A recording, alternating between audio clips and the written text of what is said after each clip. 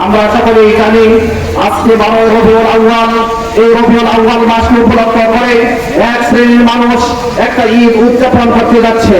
আমরা অবশ্য শুনে এসেছি, কোরআন ও হাদিসে আমরা পেয়েছি, আল্লাহ পাক রব্বুল আলামিন আমাদেরকে মুহাম্মদুর রাসূলুল্লাহ সাল্লাল্লাহু আলাইহি ওয়াসাল্লামের মাধ্যমে আমাদেরকে জানিয়ে দিয়েছেন, আমাদেরকে ঈদ দিয়েছেন। আল্লাহ তাআলা নবীর মাধ্যমে জানিয়েছেন দুইটা ঈদ, একটা হলো ঈদুল ফিতর আর একটা হলো ঈদুল আযহা।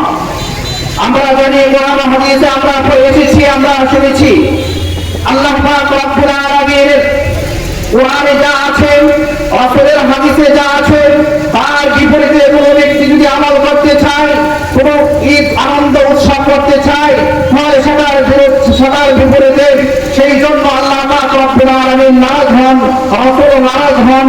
সেটাই তারা করতে যাচ্ছে।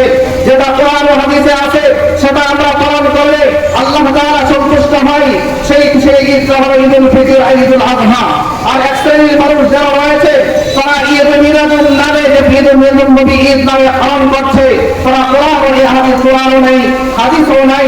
যার কারণে এটা যদি আমরা পালন করি, তাদেরকে আমরা সমর্থন জানাই, তাদেরকে আমরা সহযোগিতা করি, তাহলে আমরা নাজায়েজ কাজকে অর্থাৎ বেদাত কাজকে সমর্থন করা হবে।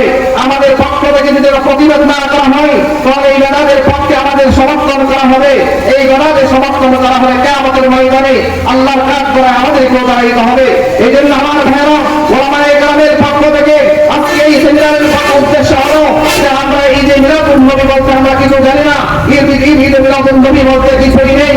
একমাত্র দুইটি ঈদ রয়েছে, একটা ঈদ হলো ঈদুল ফিতর আর একটা ঈদুল আযহা।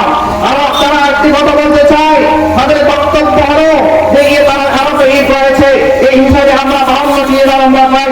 সেই ঈদগুলো হলো বাৎসরিক ঈদ নয়, সেটা হলো আমাদের সাপ্তাহিক ঈদ। সাপ্তাহিক ঈদ কোনটা? সেটা হলো আমাদের সাপ্তাহিক ঈদ শুক্রবার জুমার দিন।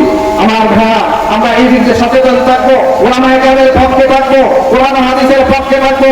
আল্লাহ পাক রব্বুল আলামিন আমাদেরকে আমল করার তৌফিক দান করুন। নাসরুল্লাহি ওয়া ফাতহুল করিম।